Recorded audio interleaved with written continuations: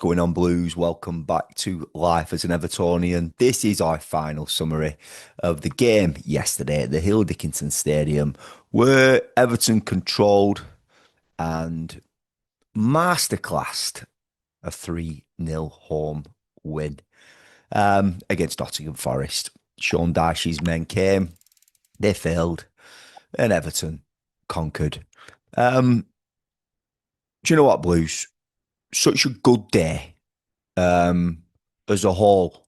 For me personally, when I think back to last Saturday, I know obviously we've had good results away to United, away to Bournemouth. We're on a really good run, but obviously when we think back to the games against Tottenham and Newcastle especially, Tottenham were bad, but Newcastle were worse. It was an R5 kickoff last Saturday, and for me personally, I didn't know if I were going to be going to the game. I didn't know if I were going to have to sell my tickets. Basically, my mum went in for surgery on the Wednesday, and she was over in Blackpool. Basically, my mum, quite serious. She's got a thyroid gland that has grown into her chest over time. When she was in her 40s, when I was like 8 and 9, she had like part of it removed or some sort of, lump moved on the thyroid gland. Anyway, it's grown back with a vengeance. My mum's now 75 years of age. Ironically, my son is now 9. And yeah, she was due for surgery on Wednesday last week. She passed her pre-op in October, bloods, heart examination, blah, blah, blah. I said my goodbyes. She was going in for surgery. I got called back, just literally coming off the dual carriageway. They called me back. Ryan, there's been some abnormalities with your mum. You need to come back. I'm like, what abnormalities? We'll explain when you get back. So I went back to the hospital. And yeah, she failed her bloods and she failed the heart examination and the ECGs that they did. There was some sort of issue. It was like in a high risk area. They felt that it was not ideal to operate. They concluded that she might have had a silent heart attack over the last 3 to 5 weeks since her pre-op. So we left there like really, like what's gone on there? And listen, my mum's been out of breath. She's getting more out of breath. At the end of the day, this thyroid gland is strangling her windpipe. And it's just, yeah, it's grown into the chest. It's going to put a lot of stress on the heart. And I even said, is it because she's nervous? Is it because she's scared? Because we've been waiting for this. We've been waiting a long time. And they said no. So we went away and then we went back to the hospital. Obviously, I went to the game on Saturday. I remember while I was there, I was like, I wasn't even bothered. Do you know what I mean? Like Everton got smashed 4-1 and, Everton's my life. But it was like, it's just a game. And that's how you feel when you're going through, stuff like that. Obviously, I lost my father to an heart attack as well when I was only 17. So yeah, it was a worry, but we went back to the hospital Monday, and she had further set tests like an echo where it scans your heart, and I think it's the same sort of procedure that they do, like when you go in for your 20-week scan for a baby, etc. So she had that done on Monday. Anyway, we waited all week, and Friday we got the results that my mum's heart is okay, and yeah. So just a message to that she's not had a heart attack. And obviously now they need to get another heart examination done and her blood's redone and another pre-op. And it's just a ball. But my mum, she's got to get this operation done.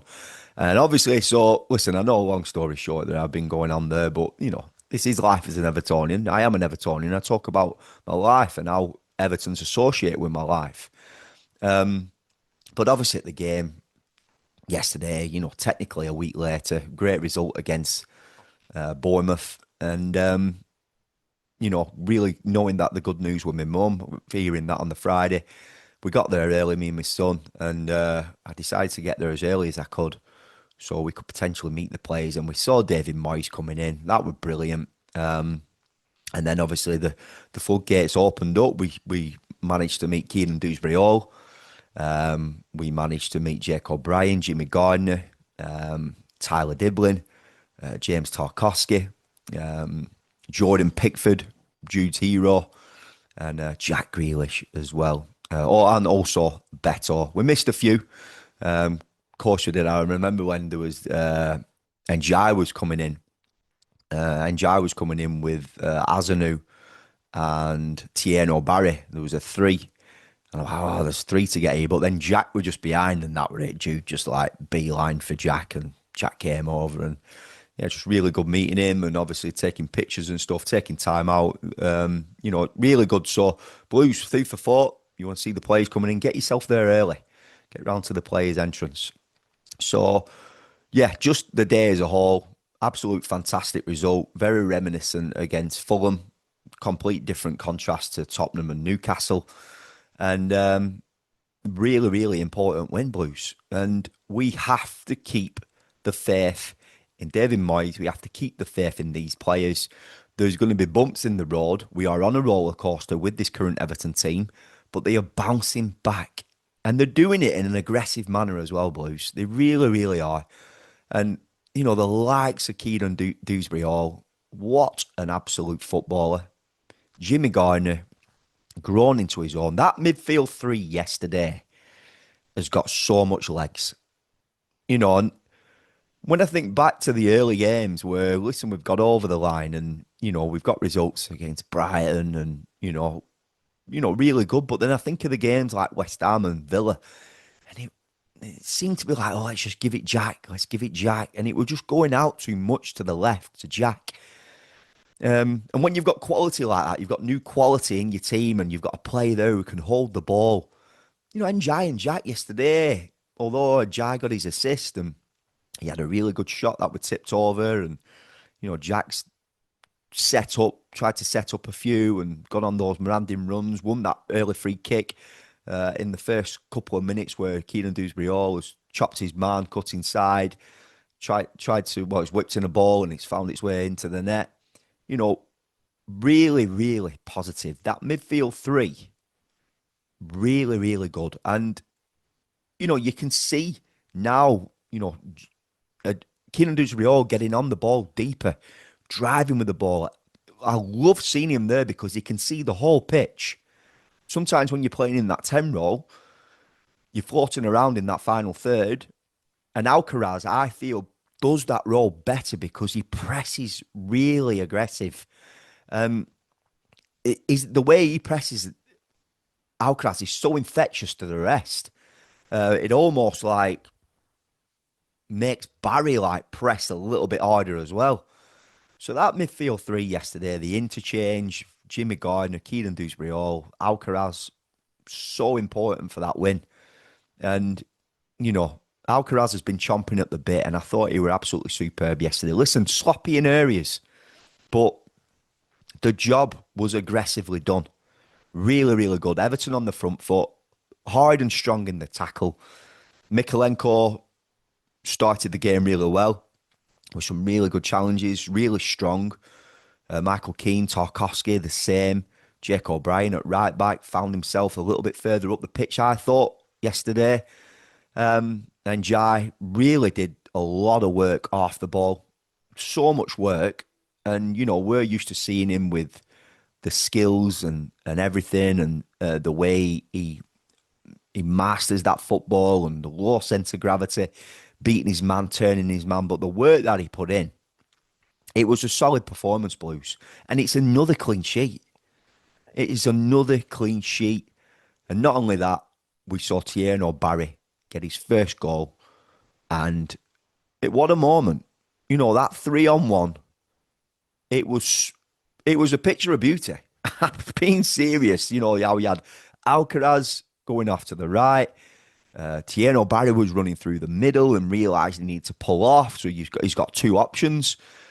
I guess he was hoping to receive that ball. And he received it in such a precise fashion. straight onto his right peg, bottom bin. Everton 2-0 before the break. And what a day. What a day. The crowd, Hill Dickinson, it, it's starting to feel like Goodison Park on steroids. Goodison Park on steroids. The South Stand, listen, I was shouting. We all were. Where we, our section, we cheer. We might be in that hospitality and we might have a little leather seats, etc. And we might have a nice fancy bar, but there is some robust Evertonians in there. But that South Stand, the way that echoes and the way it builds around the ground and how infectious it is for the rest of the support to carry on those tunes, just really, really, just big, really big. Um, so really good first half, and the second half was pretty much the same. Kieran Dewsbury, all for me, man of the match. Him and Jimmy Gardner were superb. He gets his third goal. He's hit the post on one. Really nice interchange with Jack Grealish, and he's on his trusty left peg. It's pinged off the post. Again, Njai had a really good chance. And do you know what, Blues? There's some players that are going to be chomping at the bit now because Idrissa Gana Gueye going to the AFCON. He's got the Chelsea game. He might struggle, though, getting in this team. With that midfield three, I can't see Moyes changing it. And then obviously he's gone to the AFCON, and obviously we've got Idrissa going as well. But there's going to be players, Merlin Rowe to come back. There's going to be players like Timmy Raburum to come back. Dwight McNeil came on in that 10 role yesterday and had a good 16 minutes. He really pressed well and played. He did really well. And I think that is his preferred position. So we have options, Blues. We've got options. And we've got a transfer window that is coming. It's opening up. And we're fifth in the league. And I know there's going to be some more slip ups. There's going to be performances where we're going to go, what's going on there? But we're growing, we're building. Moyes is at the helm. I know a lot of Evertonians have been throwing him under a bus recently. Does that remind you of someone? Um, Mo Salah. But there has. And I've been the one on here, per se, happy that Moyes has returned. I believe in David Moyes. I believe in Moyes rebuilding this Everton team. And he will eventually pass it on to a younger body, a younger mind when the time is right. I don't think Moyes is going to lose his job at Everton until he decides that's enough. And I believe that. And I don't know when that time will be. But right now, we have to go on this wave.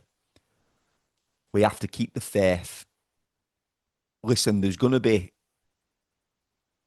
players that come in that don't always hit the ground running. And if you can't see, and I'm not being, if you can't see that there is a player there in Tierno Barry, the way he took his goal yesterday, he probably, out of the last three games, that was probably his, I'm not going to say his poorest, but he wasn't as good as he was, at United. He wasn't as good as he were, at Bournemouth. The Fulham win. And he's had balls into the back of the net. One's hit his hand, one's been offside. He missed that chance at back stick. It weren't working for him. But now there's a goal in there. And that has got to lift his anxiety. He's a young lad, 22 years of age.